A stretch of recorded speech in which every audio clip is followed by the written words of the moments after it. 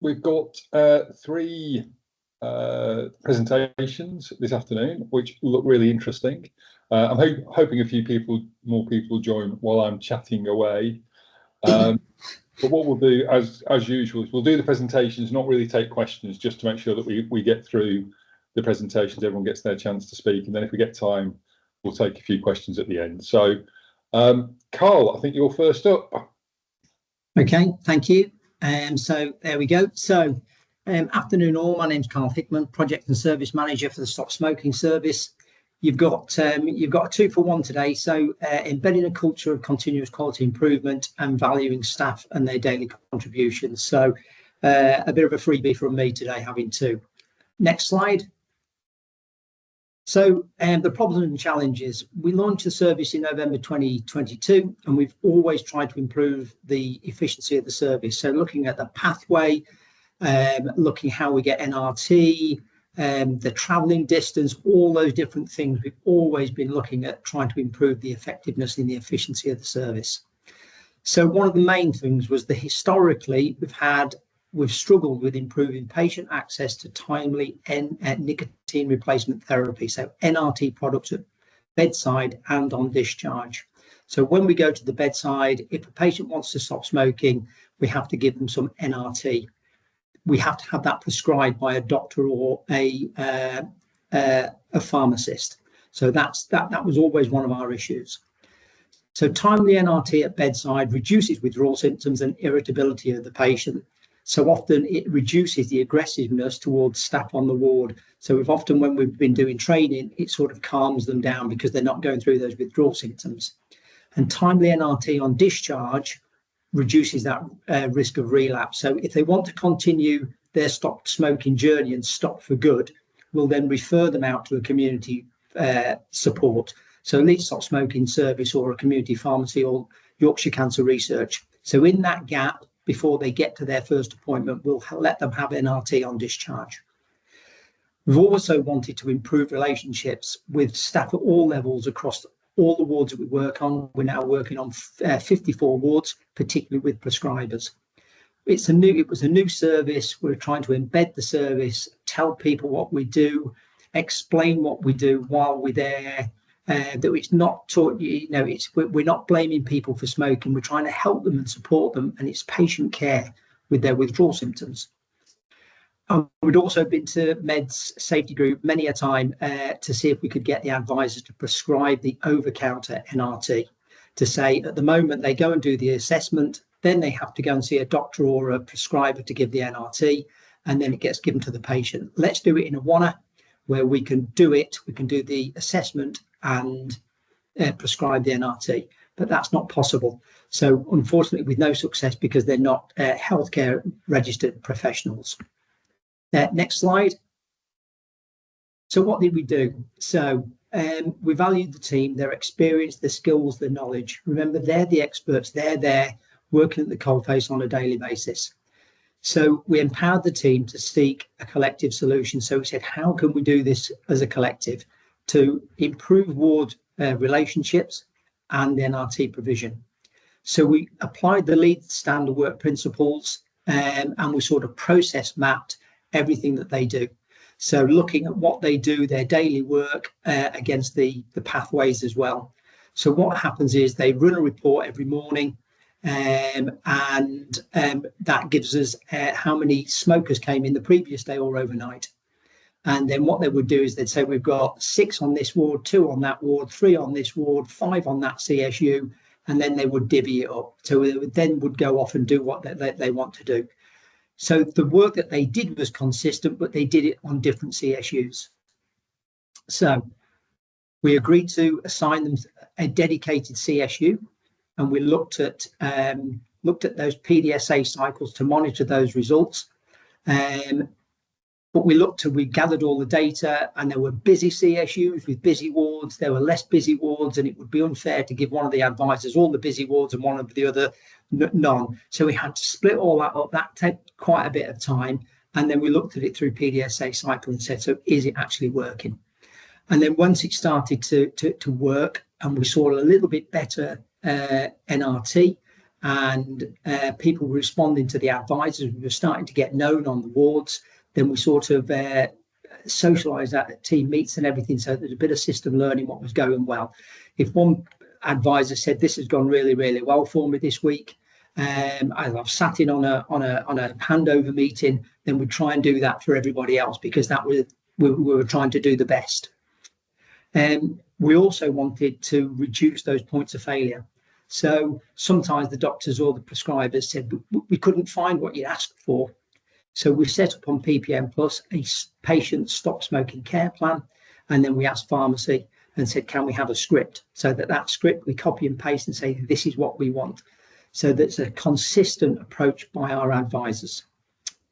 We also began to submit datics. So something was going on the wards. We were asking for something to be prescribed for the patient, and it wasn't being prescribed. So there was a failure there. And we had to empower the team to be persistent, because some of the ward staff said, can you stop it now? Because you've put 3 in this week already. So we have to say, you've got to be consistent and be, just keep going. And we took that data and shared and celebrated the distance travelled. And this is the distance travelled. Next slide. So when we started to put the datics in, you can see here from January 24 to March 25, we've got 30s, 59s in the 40s. But as those relationships and the networking got better, they were seeing the patients more, they were getting to know the doctors and the ward staff, they reduced down to 1 and into 0. So it really made a real change to the NRT provision. Next slide. So what went well? Engaging with the team, listening to them, and responding to the issues that they encounter on each day. That's my job. That's what I'm here for as a service manager. So working collectively to try and solve that issue, assigning the CSUs a dedicated advisor. So that frequency and consistency of the advisor, they were embedded on the wards and in their CSU. So that's been really, that's been a golden nugget. And embedding that quality improvement across the team, so it doesn't stop. So we have a team meeting and somebody will say, I've been thinking, and that's just what I want to hear, because it's another, I've been thinking, can we do this better? Can we do it more efficiently? So implementing the reviews and looking at that on a PDSA cycle. If it wasn't working, we'd go back to plan A, and we'd look at a plan B. And looking at those datics, so analysing that was there in black and white, as it were, that everything that we were doing was making a change. And the anecdotal evidence from the staff that they liked having their own advisor. So there was that regularity and that same familiar face. And again, feedback from the team that they preferred it that way, and their job satisfaction was improved as well.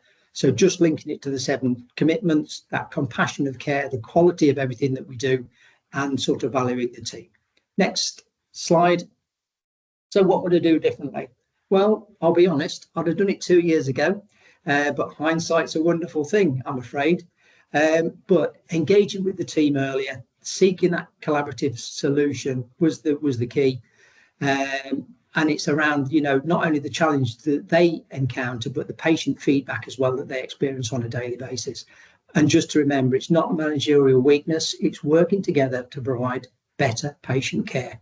And I do believe that's what our chief executive's doing, only he has a cup of tea with his when he does his, and I do it slightly different. But remember, they're the experts, so tie into what they do. They've got a lot of experience, a lot of knowledge, and a lot of skills that you can tap into. Brilliant. There we go. Thanks, Thank you. Scott. An awful lot to enjoy in that, an awful lot to take out. Sarah, over to you. Thank you very much. Hello, my name's Sarah Harding, the Head of Nursing for Chapel Allerton Hospital, and I would like to share the work that I have led at Chapel Allerton to improve the placement and transfer of our patients. Next slide, please. Efficient patient flow through the hospital is vital to ensure our patients are cared for by the right people in the right place at the right time with the best experience of our services. This requires collaboration across LTHT and is multifactorial in terms of admission, discharge and length of stay. Historically, flow through Chapel Allerton was led by the operational matron, and there was limited input from our business and medical colleagues. 17 months ago, this model began to change with collaboration and a focus on our people, our patients and our place. Although our 7 commitments were different at the time the work began, the principles employed are aligned to supporting our patients to get home a day sooner and recognising and acting upon the moments that matter to our patients. Effective flow of patients at Chapel Allerton was acknowledged organisationally, but remaining capacity often utilised by the wider hospital. The patient flow model 17 months ago was difficult to effectively enact, particularly at times of organisational capacity issues. It was also evident that we were not sighted in our business as we identified a group of semi-elective patients who were regularly experiencing excessive waits for admission for time-sensitive treatments. The semi-elective element was managed at ward level with limited oversight of the operational matron. As a CSU, we reported our position by email into the organisation's bed meetings, resulting in no dialogue between the clinical site matron and other bed-holding CSUs, some of whom we have a symbiotic relationship with. We had limited grasp of the wider challenges across the hospital in a constructive manner, with no visibility of our own pressures to treat our patients. In addition, the CSU discharge team had been affected with significant period of absences, which subsequently affected discharge planning, and this was reflected in the CSU length of stay data. Next slide, please. I implemented an electronic production board with the senior nursing team, and this was after being able to demonstrate the success in another CSU. The reporting out structure was adapted to meet the considered CSU's key success indicators and to ensure visibility of activity and organisational pressures. Colleagues were fundamental to the continuous change in the board's format as our need for key information grew. The board was completed daily at a huddle, initially led by me and then the nursing leader on point. This ensured that the activity became embedded and that colleagues had the opportunity to collate and provide key data. Next slide, please. It was imperative that colleagues within the organisation were aware of our developments. We shared our work with the CSMs and the operations team.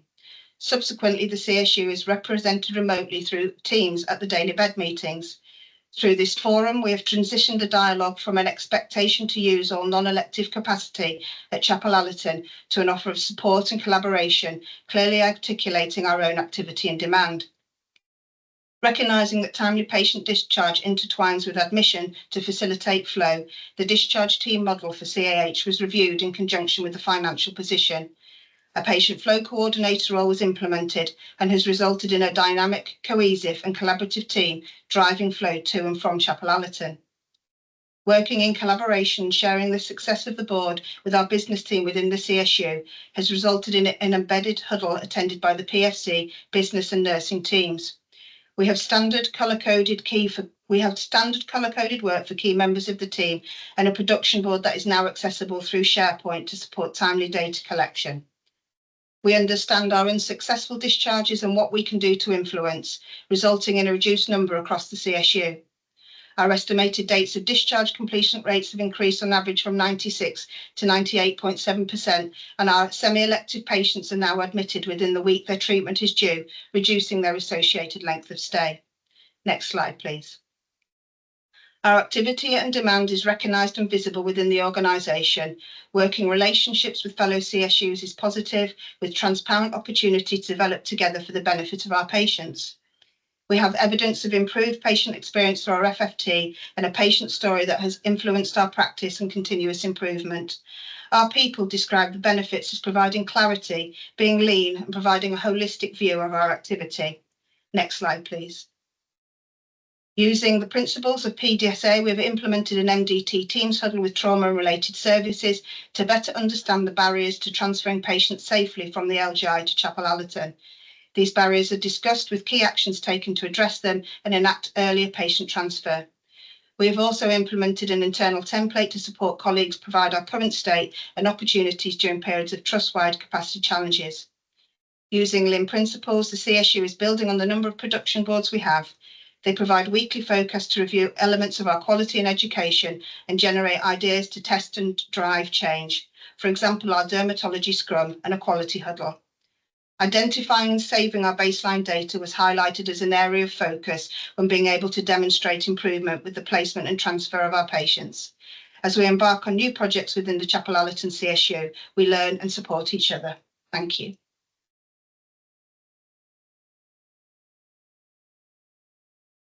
Thanks, Sarah. I mean, patient flow is just so crucial to us across the whole hospital, isn't it? To be working on that's just brilliant. Thank you. I think we've got one more to go. Craig? Hello. Yeah, so my name's Craig. I work in histopathology, so part of the pathology CSU. And my project was looking at simplifying special stains. So in histology, we receive biopsies and surgical tissue. We process the tissue, cut it really thin, and make microscope slides out of really thin pieces of tissue. We then stain them. So our standard stain is what we call a H&E. So it allows you to look at the cellular detail, morphology, and genetic sort of material in the nucleus of the cells.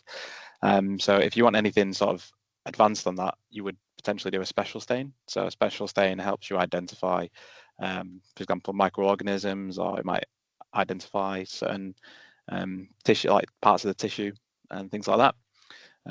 So to do this, we use a lot of chemical dyes. So this was developed during the Victorian time. So a lot of Victorian dyes that we'd use for like dyeing clothes and things like that. Yeah, we use a lot of chemicals, a lot of powders and things to make these dyes up, and we use like a lot of acids and things that we used to have to dilute. So the problem was, part of our UCAS accreditation, all of our stains and all of our chemicals have to be validated for clinical diagnostic testing. So we have to prove that everything works as it should do, everything's in date, and everything is as expected. So the problem we had was a lot of our stock was out of date. So I don't know if you can see on this document, this is part of the paperwork we have to complete as well as part of that accreditation process. So the actual... I think you'll need to ask for this slide to get moved on. It's currently just on the... Oh, there we go. Oh, sorry. Yeah, next slide, sorry. I think so this yeah. is what you're talking about, yeah. Thanks, Craig. Sorry. Yeah, so we fill in some paperwork, and the date on here, the powder was actually out of date when we made the reagent. So I identified that at the time. So then I looked up ordering some new stuff, so it would be in date. But during that, I kind of realized how expensive these powders were. So I was like, potentially, I knew there was another supplier. So I looked into that, and we found quite a lot of the powders and a lot of the reagents were actually cheaper with another supplier. So my project is around reducing the paperwork and reducing the costs of all these. So if we can buy them in ready-made, which is what the image on the top right shows, that's like the ready-made version of the one on the left. So we just wanted to switch over to that. So that saves all this paperwork that we potentially have to do and eliminates having to buy all the powders, because a lot of those were going out of date because we didn't use them because they expired before we got the full use out of them. So this links to 7Cs. So it's now more sustainable because we're now reducing the waste of those powders, and we're reducing the cost, which you'll see later how much we've saved. So again, it links to team compassion, quality and care. So we're reducing workload for our team members here, and we're also improving turnaround times. So we're getting patients tests and diagnosis quicker due to that. And again, resources, we're sort of refining and reducing our supplies. So we're not buying as many powders, we're just having to buy one thing. Cool, so next slide, please. Part of this action and then part of the LIM, the Leeds Improvement Method, with various things. So I identified the stains and chemicals that could be bought pre-made, compared all the prices, I've said, and we'll see again that they tended to be cheaper with the other supplier, so that's why we changed. We then validated all the stains, so you can't just buy a new reagent and use it. You have to sort of prove that it is equivalent to the previous one or improved. And then updated all the SOPs and removed all the excess paperwork. So part of the Leeds Improvement tools was the metrics, so measured the times for making the old reagents and costs as well, and the comparisons between the two. So here we've got a spaghetti diagram. So this is just one acid that we dilute. We've got about probably maybe 30 reagents that we make up by hand. So if you can imagine this times 30, it'd be quite excessive. So yeah, it just shows you the sort of waste movement. Whereas if you were to just buy a bottle, it would literally just sit on the in the cupboard or on the trolley that we use. So there wouldn't be any movement at all in comparison. And then I made a process flow chart which helped identify all the wastes, etc. So yeah, we identified what we could remove and make it more streamlined. So engaging a change within the team. It was quite easy because I was essentially moving work for people. So we don't have to make these powders, that make these chemicals and acids, etc. anymore. We can just get the bottle out of the cupboard and it's ready to go. So informed our colleagues during huddles that these changes were going to happen, and if we were subsequently training people on this area, we would say this is the new process. So it just makes it a lot easier for staff to use. It's slightly negative in that there's a slight de-skilling. We're sort of removing like a scientific skill to like dilute and do calculations, etc. It's sort of removing that, so it kind of de-skills us a little bit, but generally it's overall it's advantageous to the department. Next slide, please. So the overall outcomes, I implemented 13 special stains, so we changed that. Of these 13 special stains, they all involve many chemicals. Some you can use like 6 powders, for example, to make like a few reagents for the stain. So it totaled quite a lot of reduction in that. So you can see here we significantly reduced the cost. So I did like a equivalence of using our old suppliers and powders versus the new supplier and the ready-made. So we've saved £404. I think this was worked out over like what would last a year supply, or 6 months, I think. We also saved a lot of time, so did some timing metrics. So for this particular stain that we do, it takes about 28 minutes to make because you've got to boil the solution and dissolve things in it. So you have to stand there for just to make sure it's happening. So I saved like half an hour's work there. And then similar here with reducing these times as well, because obviously it doesn't take any time anymore to make. They just come straight to us. We've reduced a lot of waste because, like I said, a lot of the powders we were using, we've eliminated them. So we're not wasting the excess. And also the complications of that is the disposal of them powders, because we can't just throw them in the bin or pour them down the sink. They have to be disposed of by proper waste streams. So that saves costs as well. And then our major supplier that we switched to, they're based in Manchester. So there's a reduced transport and emissions, so it saves on CO2 and also makes it more sustainable. And overall, overall simplified special stains. Oh, next slide, please. So what went well? So we got good scores on the validation. So all the comparison slides that we did were really, really good. There was just one stain that we do, Congo Red, highlighted here. It just wasn't quite as good in comparison. It wasn't showing what we needed to as well as it should. So that was it's a bit frustrating, because that would have been a really big cost saving as well, because it would have reduced the cost by about a third. I think it costs about £180 for the kits for Congo Red, but we would have got it down to about £60. So it would have been a really good saving, but we can't sort of compromise on the diagnostics. So didn't end up going through with that. We had great customer service from the suppliers that we used. I formed a good relationship with them, so that's really good. We had excellent support from our team. So a lot of work went into this, and we had to get a lot of our microscope slides remade. So it took a lot of work from the team. So I was quite grateful for that. And we used good use of LIMS tools, and we did achieve the improvements we wanted to. Next slide, please.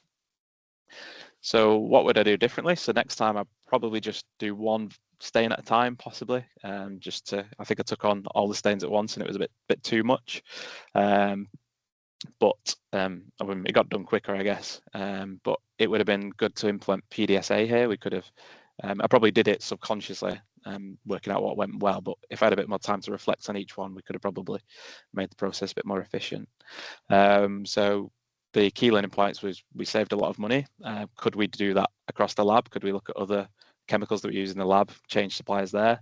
So I have been sort of starting a little bit of work on that, and there's potential to scale this up to the whole of pathology, and we could sort of liaise with other departments, see if they could potentially, swap their suppliers if it's possible. It's a bit more complicated than just doing it with all our contracts and things, but it's something worth looking at. So yeah, I think that is it. Yeah, thank you very much.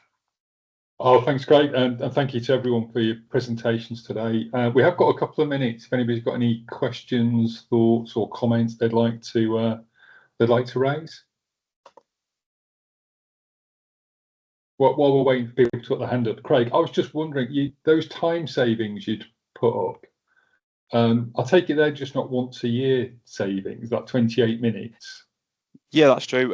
So that solution would probably last, some things like that last about 3 months. So we have to make that every 3 months or so. The one that was 7 minutes saving, we do that probably maybe every fortnight, every month, something like that. Okay. So it's some stains we don't make as frequently, but I'd say the longest they last is about 3 months. So it's quite a cyclical thing that we continuously have to do. I just felt you were underplaying the savings really, because actually I suspect the savings for the trust are more in those time and efficiency savings than they are in a few £100 saved on definitely. The raw material sort of thing. And those, if I'd no idea, but if you're doing something weekly, that would really mount up over a year, the amount of time you spend doing it. Definitely. Like I said, there's I've changed 13 special stains in total, but of them there's 2 or 3 reagents per stain possibly. So yeah, it sort of really does scale up to time saving and again cost saving for wages and things. Brilliant, thank you.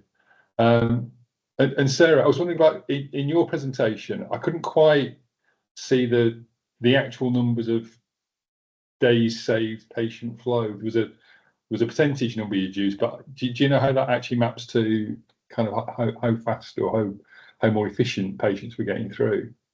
Well, when we've looked across the piece at the CSU, we've saved 1.7 days on our average patient length of stay. I think we probably got more work to do on that pull in regard to sort of the complex rehab, complex stroke, and some of the other things that are playing in. I don't think implementing the huddle is not the only thing. There's a lot of things that multifactorial playing into that. But certainly the oversight and the able to the drive and the professional sort of conversations we can have around that through the huddle has really helped. Brilliant, thank you. Any final questions? We've just got a fraction of a minute left, really. No, lovely. Thank you for all your contributions today. Another report out next week. I'll be on holiday, but please come and join it and see what everyone's doing. Thanks, everyone. Take care. Thanks.